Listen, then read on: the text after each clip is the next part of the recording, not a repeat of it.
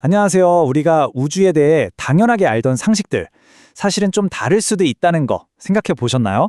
지금부터 우리가 발 딛고 있는 이곳에 진짜 우주 속 주소를 한번 찾아가 보겠습니다. 자, 우리가 사는 우리 은하, 머릿속에 딱 떠오르는 이미지 다들 있으시죠? 아마 교과서에서 봤던 그 멋지고 평평한 나선 모양일 거예요. 근데요, 만약 그 이미지가 전부가 아니라면 어떨까요? 지금부터 진짜 모습을 보여드릴게요. 첫 번째 여정은 바로 우리의 우주적 고향, 우리 은하에서 시작합니다. 우리가 알던 모습과는 조금 다른 우리 은하의 진짜 얼굴을 마주할 준비 되셨나요? 네, 바로 이겁니다. 보세요. 우리가 상상했던 완벽하게 평평한 원반이 아니에요. 실제 우리 은하는 한쪽 끝은 위로 솟아있고 반대쪽 끝은 아래로 축 처져서 마치 오래된 LP판처럼 휘어져 있습니다. 상상했던 거랑은 완전 다르죠? 아니, 그럼 왜 이렇게 뒤틀려 있는 걸까요? 과학자들은 크게 두 가지를 생각하는데요. 하나는 우리 은하 주변에 있는 이웃 은하들이 중력으로 계속 잡아당겨서 그렇다는 거고요.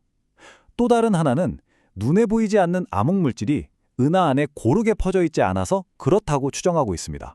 그리고 우리 위치 말인데요. 이것도 좀 충격적일 수 있어요. 우리는 절대 은하의 중심, 주인공이 아니에요. 사실 우리는 은하의 중심부에서 한참 떨어진 변두리, 꽤 외곽 지역에 자리 잡고 있습니다. 숫자로 보니까 더 와닿죠? 은하 중심에서 무려 26,000 광년이나 떨어져 있어요. 어마어마한 거리죠?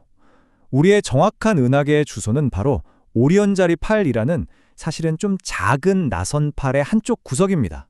자, 이제 우리 집 주소는 확인했으니까 시야를 확 넓혀볼까요? 우리 은하뿐만 아니라 이 우주 전체의 구조를 꽉 잡고 있는 보이지 않는 힘에 대해서 이야기해 볼 시간입니다. 그 정체는 바로 암흑 물질입니다. 이름부터가 미스터리하죠. 말 그대로 어둡고 빛이랑 전혀 상호작용하지 않아서 우리 눈이나 망원경으로는 절대 볼 수가 없어요. 근데 이게 있다는 걸 어떻게 알았을까요? 천문학자들이 보니까요. 은하 가장자리에 있는 별들이 계산했던 것보다 훨씬 말도 안 되게 빨리 돌고 있었던 거예요. 보이는 물질의 중력만으로는 도저히 설명이 안 되는 속도였죠. 이거 보세요. 진짜 놀랍지 않나요? 우리가 밤하늘에서 보는 별, 행성, 성운, 이 모든 걸 다 합쳐도 우리 은하 전체 질량의 딱 10%래요. 그럼 나머지 90%는? 네, 바로 그 정체불명의 암흑 물질이라는 겁니다. 우리가 보는 우주는 정말 거대한 빙산의 일각이었던 거죠. 좋아요. 그럼 암흑물질이 은하를 하나로 꽉 붙들고 있다는 건 알겠습니다. 근데 한 가지 더 궁금한 게 있죠. 왜 행성부터 은하까지 우주의 모든 건 이렇게 뱅글뱅글 돌고 있는 걸까요? 그 비밀은 바로 물리학의 아주 근본적인 법칙, 가군동량 보존 법칙에 숨어 있습니다. 피겨스케이팅 선수가 팔을 오므리면 회전 속도가 확 빨라지는 거, 바로 그 원리가 이 거대한 우주에도 똑같이 적용되는 거예요. 이게 어떻게 시작됐냐면요. 아주 먼 옛날 우주가 처음 태어났을 때 물질들이 아주 미세하게 완벽하게 균일하진 않았어요. 그래서 중력 때문에 물질이 뭉쳐질 때 정확히 중심으로 떨어진 게 아니라 살짝 옆으로 비껴서 뭉쳐지기 시작한 거죠. 바로 이 작은 비껴감이 최초의 회전을 만들었고요. 물질이 점점 더 빽빽하게 모이면서 회전 속도가 기하급수적으로 빨라져서 지금 우리가 보는 거대한 우주적 춤이 시작된 겁니다. 자, 이제 마지막 장입니다. 우리가 지금까지 이야기한 중력과 회전, 이 두 개의 거대한 힘이 만나서 뭘 만들었을까요? 바로 우주에서 가장 강력한 괴물이죠. 지금부터 그 속을 한번 해부해 보겠습니다. 바로 초대질량 블랙홀입니다. 거의 모든 은하의 심장부에 떡하니 자리 잡고 있는 그 은하의 진정한 지배자라고 할 수 있죠. 우리가 지금까지 이야기한 모든 것의 정점에 있는 존재입니다.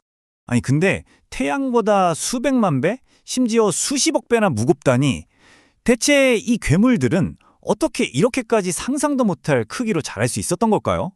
그 성장 비결을 한번 파헤쳐보죠. 방법은 크게 두 가지입니다. 첫 번째는 강착인데요. 이건 그냥 주변에 있는 가스나 먼지를 진공청소기처럼 끊임없이 먹어치우는 거예요. 두 번째는 더 과격하죠. 병합. 말 그대로 다른 블랙홀이랑 충돌해서 합체해버리는 겁니다. TON 618 같은 어마어마한 녀석들은 바로 이 두 가지 방법으로 지금의 몸집을 만들었습니다. 특히 블랙홀이 합쳐지는 과정은요, 정말 한편의 우주 대서사시 같아요. 일단 두 은하가 꽝 하고 부딪힙니다. 그러면 각자 중심에 있던 블랙홀들이 서로를 발견하고 빙글빙글 궤도를 돌기 시작해요. 이 죽음의 춤을 추면서 시공간을 뒤흔드는 엄청난 중력파를 뿜어내고 에너지를 잃으면서 둘은 점점 더 가까워지죠. 그리고 마침내 하나로 합쳐지면서 이전과는 비교도 안 될 정도로 더 거대한 블랙홀로 재탄생하는 겁니다. 근데 우리가 흔히 생각하는 것처럼 블랙홀이 그냥 모든 걸 빨아들이기만 하는 시커먼 구멍은 아니에요. 그건 정말 큰 오해입니다. 오히려 하나의 거대하고 아주 역동적인 시스템의 심장부, 그러니까 엔진이라고 봐야 해요. 자, 이 시스템을 한번 보세요. 맨 중심에는 당연히 블랙홀 본체가 있죠. 그 주변을 거대한 도넛 모양의 가스랑 먼지 구름, 이걸 토러스라고 부르는데 이게 감싸고 있어요. 그리고 블랙홀로 빨려 들어가는 물질들이 엄청나게 뜨거워지면서 빛나는 원반, 강착 원반을 만들고요.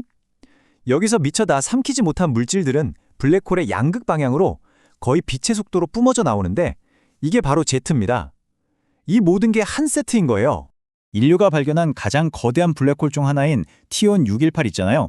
이 녀석이 바로 방금 우리가 본 이 과정들, 그러니까 끊임없이 먹어치우고 때로는 다른 녀석과 합체하는 이 과정을 수십억 년 동안 반복하면서 지금처럼 상상을 초월하는 괴물이 된 겁니다.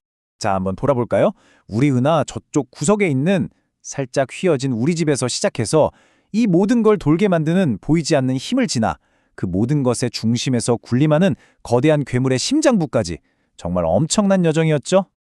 우리가 찾아낸 T1 618은 어쩌면 그냥 수많은 괴물들 중 하나일 뿐일지도 모릅니다. 이 넓디 넓은 우주 저편에 아직 우리의 눈에 띄지 않은 상상조차 할 수 없는 존재들이 또 얼마나 많이 숨쉬고 있을까요? 그 끝을 생각하면 정말 가슴이 뛰지 않으세요?